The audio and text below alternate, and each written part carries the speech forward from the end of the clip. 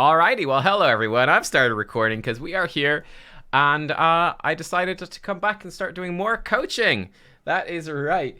I decided it's time to do a bit more HOTS coaching again with the advent of Storm League, and I think Anduin coming back. And I know some of the other streamers have been talking about kind of a sort of slow but steady renewed interest in the game as people who kind of left in frustration over all the BlizzCon debacle and the HGC and all that sort of stuff are kind of going, you know what, I actually really like HOTS as a game, and screw it, I want to come back and play a bit. So yeah, I'm going to be doing some coaching. This is for subs, so if you are a sub of the Twitch channel, you can send a replay file in to nubkeksmail@gmail.com, and yeah, we'll try to get 1 or 2 coaching streams in per week, and you know, get some good info out for you guys. So first up today is Geglamo, who is going to be playing on the Orphea.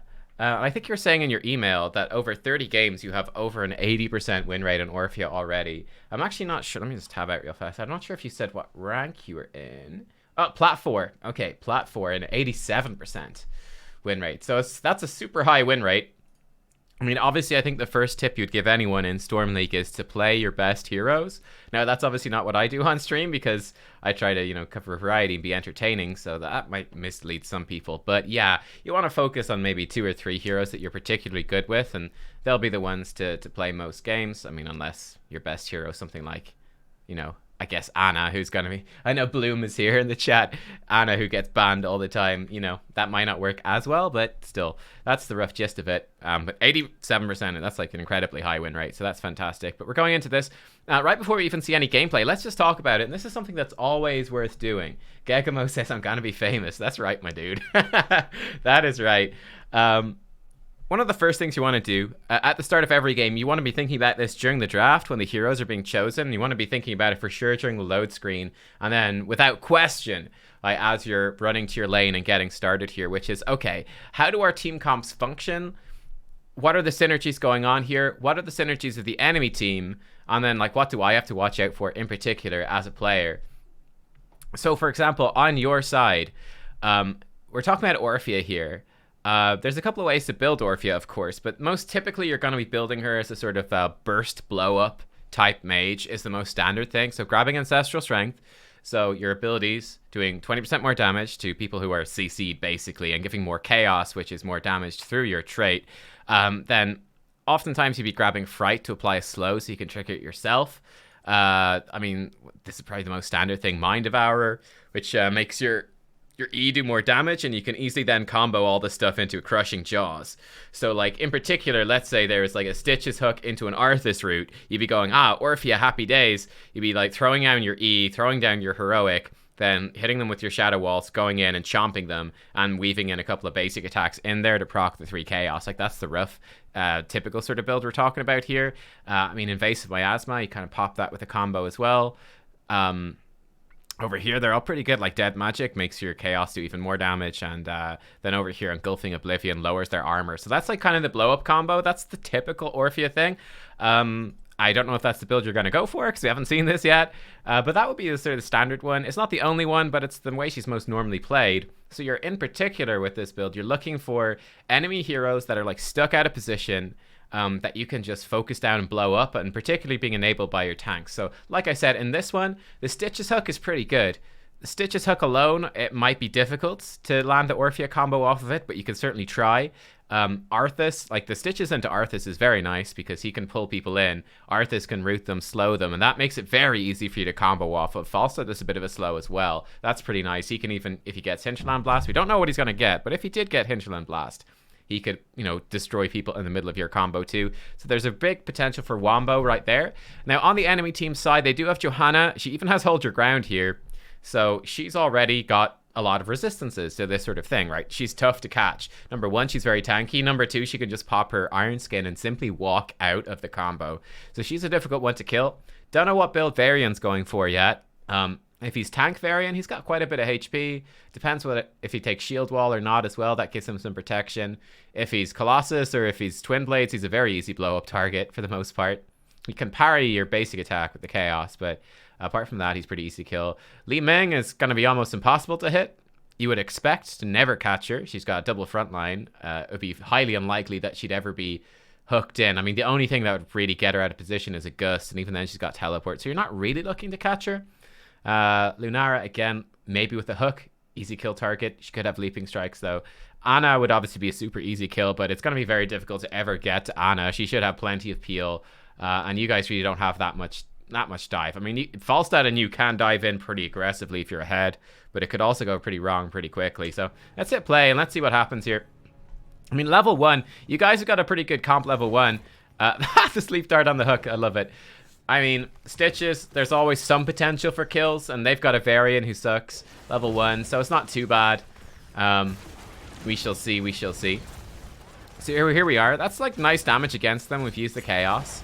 Alright, cool. And you can see right there's the Stitches hook, but he gets pulled away. I love this, seeing this already. This is fantastic. Now, maybe our tanks are a bit overextended here, but this is something I suspect you wouldn't normally see all that much in Plat, which is relatively quick rotations to the side lanes. Like, this is so important to be getting down there. So you can see that we've missed 2 minions. That's not really the worst. It's not really the worst thing in the world. They didn't get that much either. You can see there you're having a bit of a tough time against the Varian with the parries. So right there, I mean, there's one thing you can see straight away, is that we fired a couple of Chaos basic attacks into the Varian when he had parry up. So in that sort of situation, you want to delay your basic attack till parry ends, and then try to hit him with that. That's probably the smarter thing. Okay, we're going to be solo laning against Varian. So you can certainly try to harass him with your Q. It's pretty good. You can see we're definitely struggling here. Without your E ability, it's very tough. So it's an okay trade. I mean, bear in mind, he gets a lot stronger at level 4. But, yeah, essentially, like, against the Varian, like, your E is your most powerful source of wave clear. It's very useful. It's also one of your most powerful sources of damage, because not only does it do a lot of damage itself, but it also gives you lots of chaos, which you can use for extra damage. That's definitely something to pay attention to. Yeah, so you can see, like I would say in this game, like you already, like your teammate is saying, you have the 3 tanks in one lane. You would expect to see more of a rotation from them. You'd expect to see a bit more focus on your camp. It's actually pretty difficult. You don't have the best ability to take the camp. Now, you can do a bit, you know, with your chomp and with your E. It's something, but you certainly don't have the best comp to deal with them. So they've probably gone to their camp. This is nice. Again, I would say that this is a waste of time. Right here. So I think this is a nice setup, but I think it's a waste of time to actually go in for that. So we're expecting the enemy team is probably at their camp, and you can see that it seems to be Johanna just alone here. I think Anna, was it right there? It was actually with her. I think going for the kill on Johanna is a waste. You can see she just popped her trait and ran away, and that's something that you could expect. I mean, it's not really up to you so much as it is your team, but just as a team thing, right? It's not really worthwhile here going for kill the Johanna. She just presses her trait and walks away. I think just destroying the wave with your abilities as the Orphea, that could be pretty good. Just annihilate the wave, bam, cool, great. The wave is gone. And now they're kind of be a little bit stuck here with that wave, trying to get that XP. We have the XP and we can move down to invade their camp. Alternatively, just going to invade the camp, or, you know, clearing the wave and going to take your camp safely, something like that would be a little bit better. I don't think going for the Johanna kill there makes a lot. I mean, you can see what happens. She popped the trait and walks away. So that's something you want to be considering, right? That's what we mentioned at the start. Looking for a combo in Orphea. Johanna can just walk away. Okay, cool. That's not something we really want to do. So this is fine. I mean, we could expect the Varian to show up. So grossly Okay, so you weren't looking. Tubeless Place, thank you very much, my dude, for subscribing for 2 months in a row. Awesome stuff. Welcome aboard. So right here, again, that was just something on the mini-map. You could see the Varian running down on the mini-map, so that'll be something to watch out for a bit more. I mean, it basically costs you half of your health because you were looking at other stuff right there. So that's something that is quite important. Just be aware of when the Varian is coming, and you certainly want to be dodging his ability there. It's nice to get the Chaos, but to heal yourself up. But this is certainly a situation where you want to be fairly safe. This is living dangerously in the extreme. You can see that these are not particularly good trades for you. And again, as you're going into higher level games, you're going to have people who are better at rotations and better at punishing, and it's not going to work out so well. You can see that actually going into this, there's less than 10 seconds to this objective. There's nobody near bot lane, so that's basically a relatively free capture for the enemy team. Falstad, likewise, has also messed up his timings here. In an ideal world, what should be happening here? In an ideal world, what would typically be happening, normally be happening, or should be happening, would be that the Falstad will be capturing this altar, and then The other 4 heroes would be mostly positioned towards bot lane, and then potentially rotating up if they try to invade the Falstad overly much. But I would say, looking at their comp, there's not all that much surprise threat against the Falstad. He should be fine. You see, Falstad's going to fly bot lane. He's going to get there after it's already happened, so that's a waste. And yeah, not so good. Arthur's actually in a lot of trouble. That's a good zoning ability right there. Coming in on her. There we go. Okay, good. Focusing fire on her a little bit. Going for the Ana here is a mistake. You definitely don't want to do that. She doesn't even have any mana, so she's not even important. But yeah, don't be too afraid to attack the tanks in that situation. Like, hitting your Q is more important than not. Okay, cool. Alright, so first objective didn't go that great, but you can see the importance of understanding the... Well, let's just let it play. There's nothing much happening here. And the good that we're going to soak while Falstad goes and bribes the camp. Presumably bribes the camp. So that's quite nice. Alright, we're going to nom the wave. Beautiful. You can see that's a nice little chunk of wave clear. Good Q on the Lunara to walk away from that as well. And yeah, it's going to push itself out. Difficult to trade into her without your E, so there's not even a point in trying. Coming down here is better, and this could work okay for you guys, maybe, if the fight hasn't been lost before you even get to that point. Rip. Not sure exactly how that went so wrong. Like, this is presumably, like I said, a Falstad with bribe.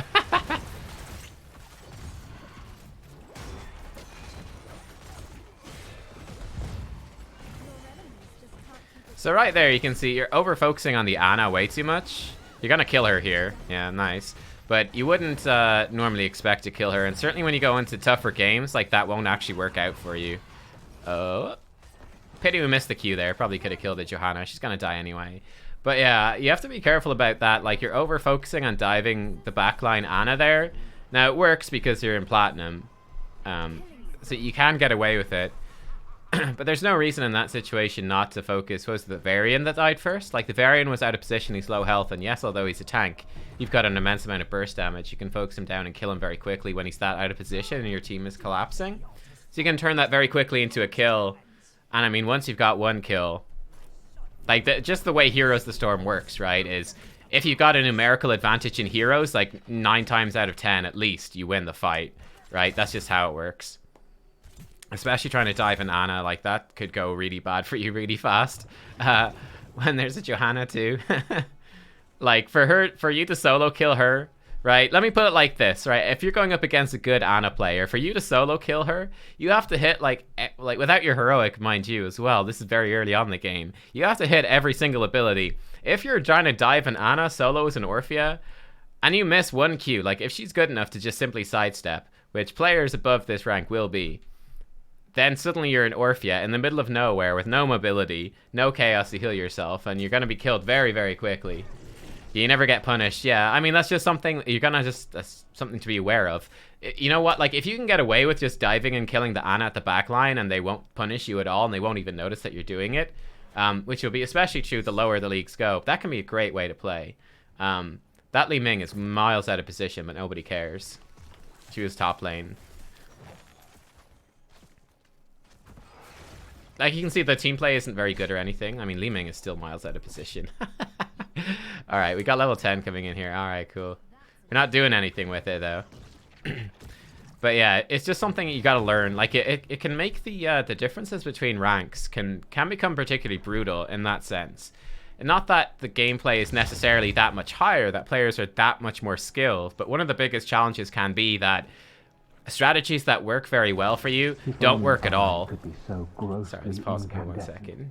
Zepyrian, thank you very much, dude. Welcome back again, 2 months. That's awesome. But yeah, like I was saying, things that work for you well in lower ranks will suddenly be really bad ideas at higher ranks, and you're just going to lose the game. Like, you're literally just going to throw the game. So you have to unlearn all those reflexes. And then likewise, it can be very punishing when you're playing at a level that's lower than you expect. And again, this is a really good heroic. That's fantastic. Nice damage there. You got the Q. Again, we're focusing on the Ana rather than the Varian in this situation, which would be overall the better thing to focus on. He still will die. That's nice. Alright, cool. Unfortunately, Lunara soloed Falstad at the same time. But with this well tap, we should be in a relatively decent position. Unfortunately, Arthur's heartstoned out as well. Well, we can certainly try. That was a really good heroic, though. So we saw that the enemy team was kind of, they're going to clump up. You caught, what, 3 of them in it at the same time? That's fantastic.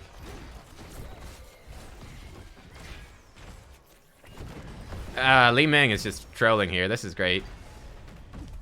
Very close to a kill on her. Nice, the chaos heals. And she's dead. Lovely. Hit her with that. The champ, before she misses, not much you can do there. Lily will heal you, though, and you're fine. Cool. That's difficult. It's really hard to hit the Lunara because you don't know when she's going to leaping strike, so... That's just the problem with Orphea, is that it's really easy to dodge your Q. We played that pretty well overall. Hearthstone out at this point is also fine. You could try to push, like, the towers before you leave. You're not really in danger of dying because they've got dead people.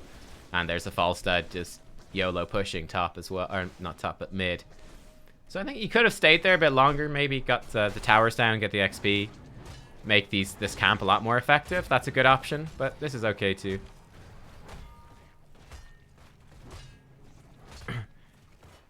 Yeah, for sure, Bloom. Any of you guys who are subscribers, you can send in a game as well, and we'll cover them today. So this could be a really nice position for your heroic too. Decide not to pull the trigger. I think it would have been good there. It's a pretty aggressive dive by the enemy team. Oh. Again, this would be... Oh, we missed. A little unlucky.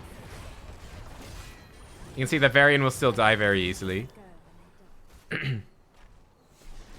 Yeah, I mean, honestly, like, the biggest thing for me... So, like, right there, like, there's a couple of things. So, like, the little bit where Varian is CC'd, you didn't quite expect him to be. So, that's... It's a little unlucky, and then you also want to think about it a little bit, you know? You just want to be a bit ready to not... You don't want to miss that heroic too much, but it's not maybe not a huge issue.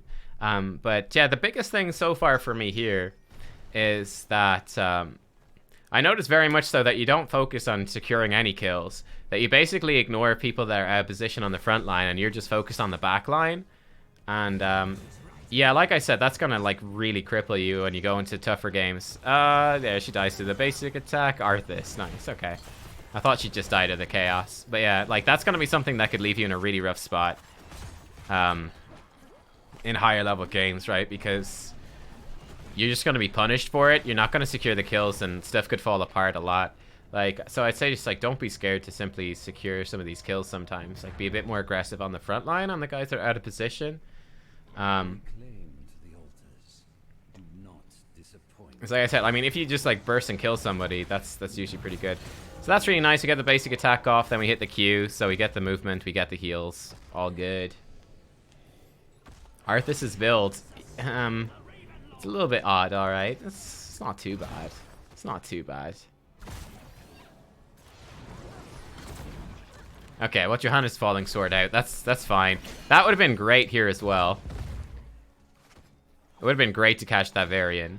Like, that's one thing I would notice. The Varian's positioning in this game is terrible. Like, that could be really nice for you. What did Anna take as well? She took Purifying Dart. She does have the... Wait, she's got the roots and slows. Okay, so against the Arthas. That's fine. It means that she can't save people from your stun, though, which is pretty nice. Like, this Varian is... Like, he's super YOLO. That's very scary for you there. Yeah, I gotta get focused and killed. It's really up to Lily to save you from that. Alright, well, they're gonna get kills anyway. I mean, if we go back slightly and we look at that whole section again, I think that was quite an interesting section. But yeah, so like looking at this bit, hang on, let's go back a little bit further. So we want to just have a sense for the mini-map and where things are at. So we're looking at this, right? Okay, well, Li Ming is bot, Varian is there. You've been trying to trade into these guys. Okay, cool. So Varian's pushed back. We know Li Ming is somewhere to the south. There she is. So we're looking at this on the mini-map. Well, number one right there, that was probably an Ana kill that you didn't notice, right? So that's just some camera control. And it's like, what you want to do is be more comfortable. Like, just looking more, you're generally looking more so at your character. You can judge a lot of things just by looking at the mini-map. Like, you don't need to move your camera down there too much. So for example, right there, it was like there was literally an Ana ran right past you. She's very easy to combo in that situation, like with your heroic, like it's so easy to kill the Ana, and with the slow from Fright, the level 4 talent, she either hits you with the sleep dart or you probably just one-shot her. So that would be fantastic, obviously. So we kind of missed that because we weren't looking at the camera. Or we weren't aware that was something that would happen. I mean, like, Ana was out of position, so that's kind of bad. You can see here again as well, like, the variant is also out of position. This would have been a great spot, like, just throw your heroic down here, and even without the E, you'd still kill him. So that's just something to watch out for. Okay, killing this is okay. Alright, so we're kind of focusing on this. That's alright. So in a situation like this, for example, is where I'd be doing it with a camera. Like, if you're going to go down there, you can ping, you can auto-run. You know that everything that's going to happen is up here. So in this situation, I don't want to move the camera because it's kind of a pain in the ass to reset it for coaching. This is stuck to your view. But in that sort of situation, like, you can easily, like, just go and click so that your character's auto-running. And you just need to be aware that Lunara might jump you, and you can just, like, spacebar back to your character very quickly to deal with it. Though that would obviously not be ideal, and you probably wouldn't want to run down there if you thought that might happen. But then you could leave your camera on your allies so that you can pick up on the fight happening quicker than it would be. Like, this is happening on the minimap, but you don't really know what sort of situation the fight is in. There's a Li Ming. Okay.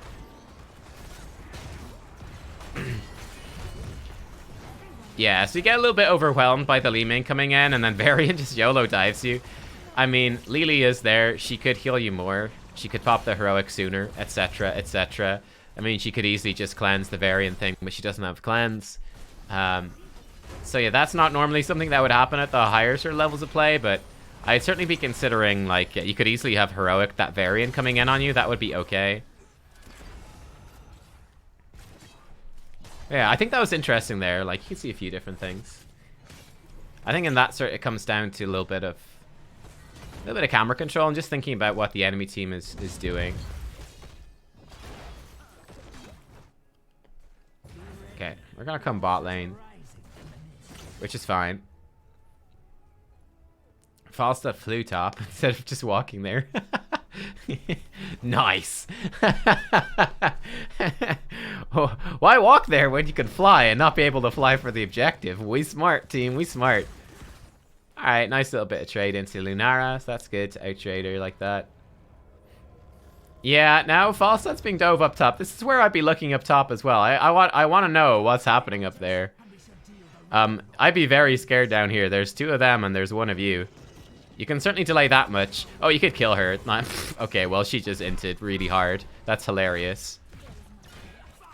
Also, Johanna has falling sword, so that's also hilarious. That helps a ton. Okay, that's very lucky. Well, okay, a couple of things there. Number one, I'm not sure how the Johanna got pulled into the center there. We obviously didn't drop her E onto the heroic. So a little bit of panic, all things considered.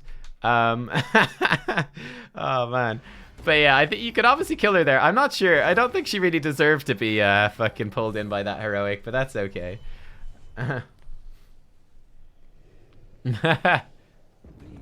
yeah, in that situation, you want to be very careful. I mean, and like I said, it's a falling sword Johanna, so that takes some pressure off. I mean, it would typically be a Blessed Shield Johanna is much better. She can just hit you with that Blessed Shield, CC combo you as Lunara dives you, and you just get killed instantly with nothing you can do in return. So you need to be very, very careful in that sort of 2v1 situation. But yeah, lucky Lunara entered really hard. That's pretty great. Oh, poor Lily. She's so barely alive. Don't walk into the Li Ming, Lily. That's the last thing you want to do. Okay, oh, she's pulled it off. Oh. Wait, is his name Dog Slicer? The fuck? His name is Dog Slicer. What's wrong with these stitches? That hook was almost so epic. So epic.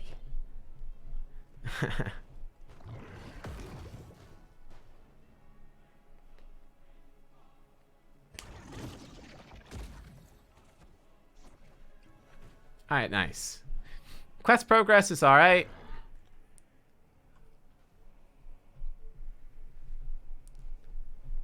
You can see that Merc camps are like really not much of a thing at all either. Like, they're really neglected. Even though the Merc camps in bot lane are super strong. It's one thing is that Orphea, you're not Not great at doing the merc camps, so... Hey, that's a great hook. Nice. Yeah, you definitely want to get up there. This is a situation where, like, in this situation, going for their backline is a great idea. Because they're so out of position. Right, so in this situation, you could just walk in and, like, YOLO one-shot the backline and be totally fine. Like, you could totally heroic her here. Okay, she has Falling Sword. Never mind. Oh, the hook is good. I forgot that she had Falling Sword. Against a normal Johanna, like, as soon as her shield runs out, you could definitely combo her like that. And she was basically on her own. Alright, Falstad did take a camp. Nice. Okay, this is really good. Yeah, so right now, like, taking the 2 camps bot lane and pushing that in would be really strong. The enemy team is, like, super stuck up top. You could try to kill her. She's got Leaping Strike, though, right? Yeah. Yeah. Yeah. You'd need the Arthas to come with you to have a chance at killing her with the Leaping Strike, I think, as an Orphea. It's just too easy for her to walk away. Oh boy, this is bad now. Alright, you're fine. That's a pretty scary situation where they might catch you guys out because your teammates are all over the top of the map.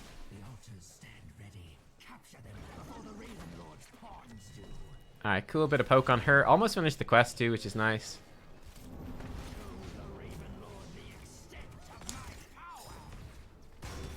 What is this Varian, man? You could just combo their backline right there. Okay. Nice. Okay, yeah, that's pretty much exactly what you're expecting. I think he could pull the trigger even earlier, to be honest with you.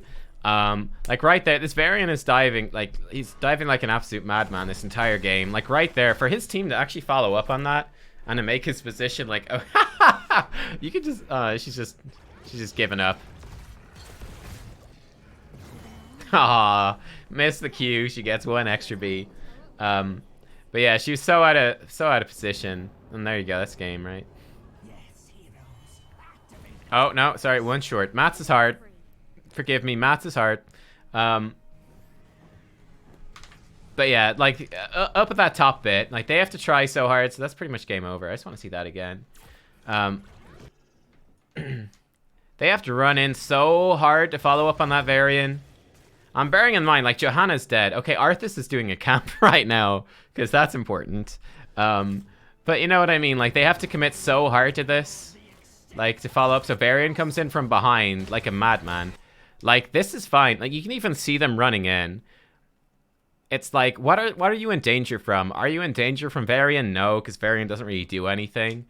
What's scary is these two closing in here. So we know there's a Lunara, and there's a Li Ming, and there's an Ana. You could totally just, and your stuff is coming back up, you could totally just combo in on top of them and catch them as they're running in. Like right here, you can see if you lay down that heroic and then you're going in with your E, that's going to catch at least 2 of them probably. But this is still ends up being good timing as well.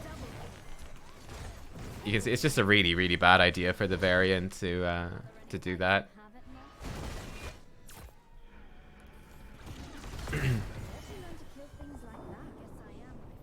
But yeah, let's just catch the stats like at the end here as well. Alright, you're just gonna obviously... so obviously I rewound because... Okay, cool. Oh. Hey. Alright, cool. And that's the end. So, yeah, nice. So on the whole, yeah, I think it's pretty good play from the Orphea here. I really do think that, you know, for the level that you're playing at, that's like a really good, solid performance. A few things to watch out for. I think, for example, soloing against the Varian, I think you definitely get more value out of some of those trades, like playing around your cooldowns a bit better, playing around his. There's a few times where like you had some bad trades into that solo lane matchup, like even just hitting your, you know, firing an E randomly or missing it, like firing a basic attack, empowered basic attack into a parry, for example, and you end up losing out in the trade. It can get a little rough. So that's definitely something where you could have a much more dominant sort of solo lane take on the Varian there. And apart from that, yeah, maybe a couple of little things here and there with like timing to objectives. But I feel like the quest not complete. Yeah, the quest is never completed. It's not the end of the world though. Like it was a pretty quick game. and you weren't actually involved in that many team fights. You're doing a lot of just solo laning, and just solo soaking. Like you can see in the XP that your XP is really high, because you're just off on the side lane quite a lot, which is actually really good, because the XP is kind of what matters. Like you guys are level 20 and level 17. Boom, cool, easy game.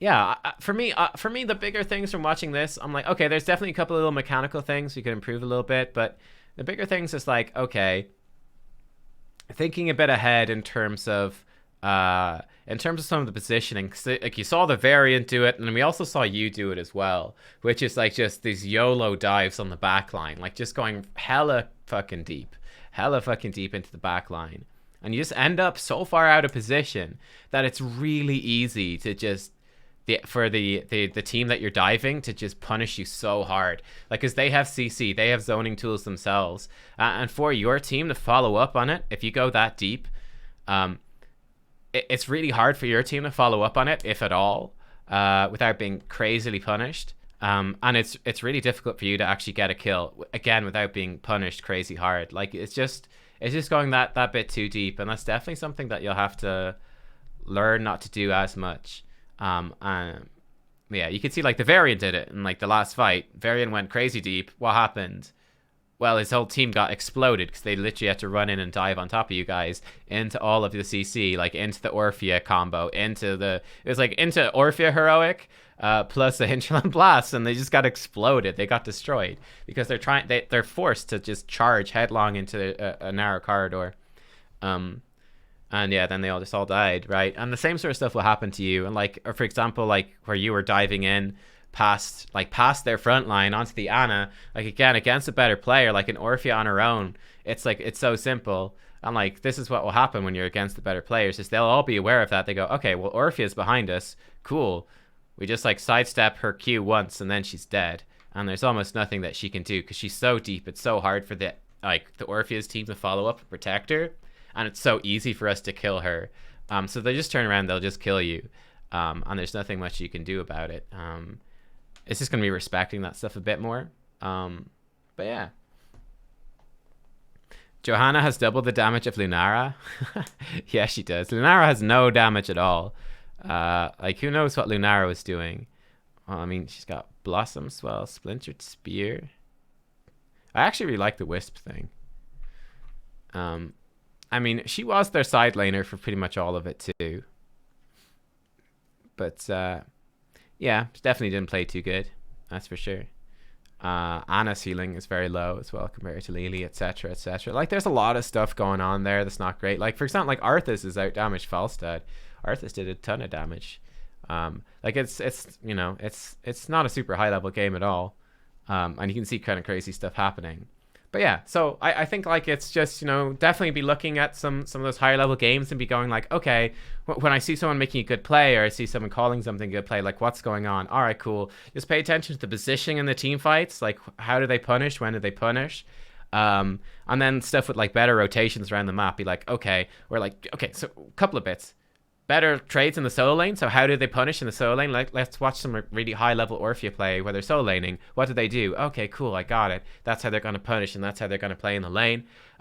Looking for the rotations around the map and being ready to do that when you start playing with better players that are able to do rotations and go for camps and stuff, that you'll be able to do it as well. You'll be able to respect the enemy team doing it as well and all that sort of stuff. But I mean, I thought it was a pretty good game. Eldritch Conduit. Wouldn't really recommend it here in this game. It's too slow.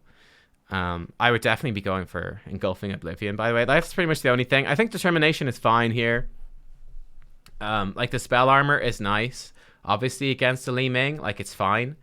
But I definitely go for Engulfing Oblivion, just like the idea being that this just gives you, again, considering how how crazy the variant is playing, it's some pretty easy kills right there.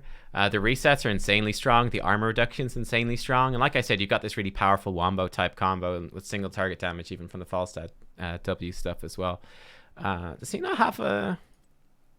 I don't know. I guess I'm imagining things. He doesn't have a W talent out there. Actually, Afterburner's really good. Yeah, never mind. Ignore me. I'm an idiot. But yeah, whereas Eldritch Conduit, it takes a long time to stack it up. I just feel like, you know, they've got a nano boosted Li Ming. You've got crazy wombo combo. I just don't feel like the fights are ever going to be long enough to get much value out of it. But I mean, I guess you guys already won by then, so it doesn't really matter. But there you go. There you go. You've never watched a good Orphea player, now you think about it. That's a good idea then. I don't know, like she's not super popular right now, but I mean, I guess if you ever caught Chris playing Orphea, I imagine Chris is extremely good, or Mene would be amazing as well if he's ever streaming. Like some like just like pro level ranged assassin players, if they're ever on her, that could be really good to watch, or find some footage of them playing her and get an idea. That's always a great way to level up your game, is look at someone that like mains the character and be like, oh, okay, cool.